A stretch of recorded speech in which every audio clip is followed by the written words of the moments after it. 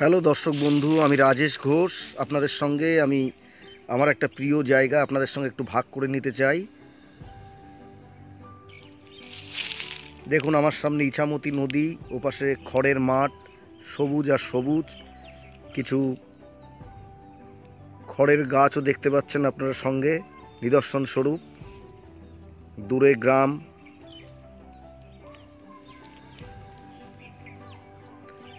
ওখানে কিছু কৃষিজীবী মহিলা সম্ভবত সর্ষে ঝাড়ছেন।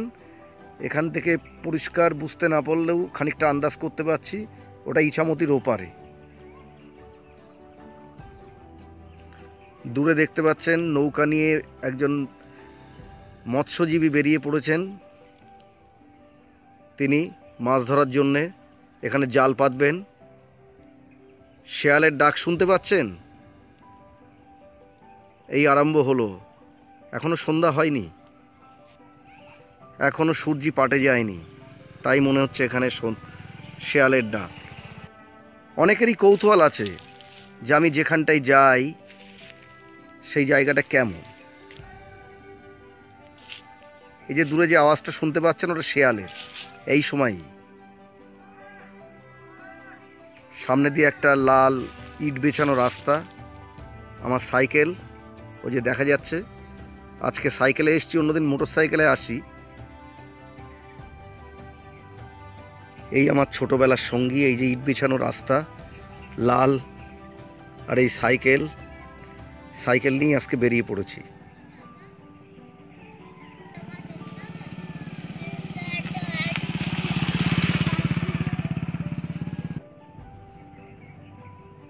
চাষিরা ধান রুয়েছেন মাঠে, সবুজ আভা, সবুজ আর সবুজ। পটল ক্ষেত, সবজি ভাণ্ডার বলা যেতে পারে। আমাদের উত্তর চব্বিশ পরগনা, নদিয়া জেলা, পশ্চিমবঙ্গে, সারা ভারতবর্ষের মধ্যে একটা সবজি ভাণ্ডার। আর এই অঞ্চলটা তো বটেই।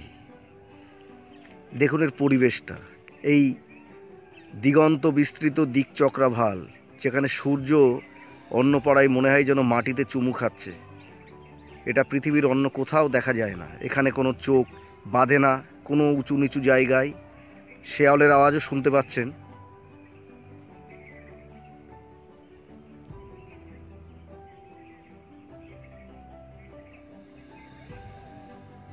এই রাস্তা দিয়ে বেরিয়ে যাব বাড়ির দিকে, এখনই বেরোবো। অনেকেরই কৌতূহল আছে যে আমি বিভিন্ন জায়গায় যাই, একা একা ঘুরি, কীরকম জায়গা সে একটু ভাগ করে নিচ্ছি আপনাদের সাথে।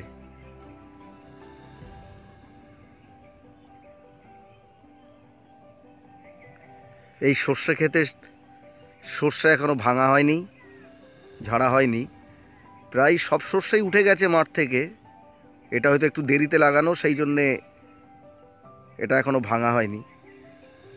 এই যে পাশে পটলের ক্ষেত, পটল চাষ করা হয়েছে, এটা চৈত্র মাসের দিকে উঠবে। পুঁই মাচা, এই মুচুরি এখান থেকে আমাদের বনগাঁর বাজারে বিক্রি হবে।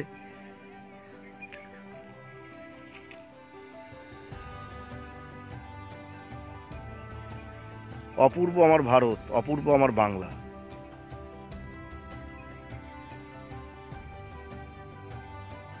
মাঠে এখনো চাষিরা কাজ করছেন।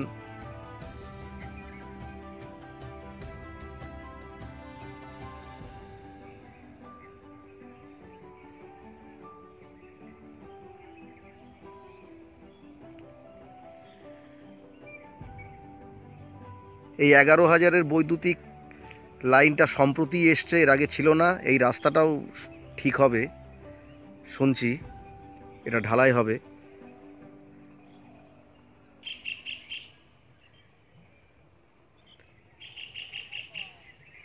বিভূতিভূষণ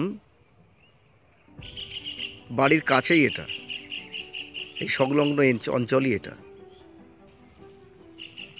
এই কিছু লোক কর্ম সেরে তারা বাড়িতে চলে যাচ্ছেন।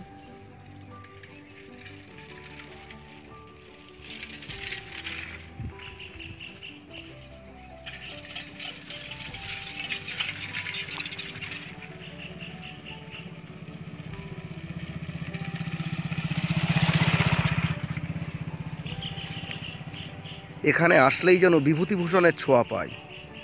বিভূতিভূষণ আমার হৃদয়ের লেখক, আমার ভীষণ প্রিয় লেখক। ছোটবেলা থেকে ওনার লেখা পড়েই আমি দুনিয়াটাকে দেখতে শিখেছি। শুধু পথের পাঁচালীই না, আরণ্যক, চাঁদের পাহাড়, ইছামতি, যে ইছামতি আমাদের কেন্দ্রবিন্দু, এই সেই ইছামতি, এই ওনার লেখনী, এই লেখার জগৎ। এখানে আসলেই যেন বিভূতিভূষণের ছোঁয়া পাই, হৃদয়টা ভরে ওঠে। তিনি আমার ভীষণ প্রিয় লেখক এবং তিনি যে ছবি তার লেখনী দিয়ে আমাদের মনের পাতায় এঁকে দিয়েছেন, সেটাই যেন দেখতে পাই, সেটাই যেন ভরা।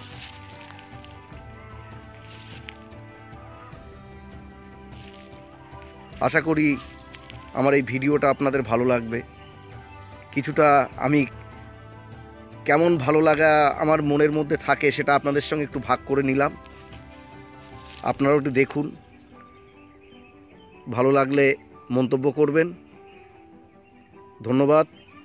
আর আমার এই ভিডিওটার সঙ্গে একটু আবহাওয়া সঙ্গীত হিসাবে শেয়ালরা একটু খেয়াল গেয়ে নিল, একটু কান পেতে হয়তো শোনা যেতে পারে, কান পাতলে। ভালো থাকবেন সবাই। আজকের মতো চলি।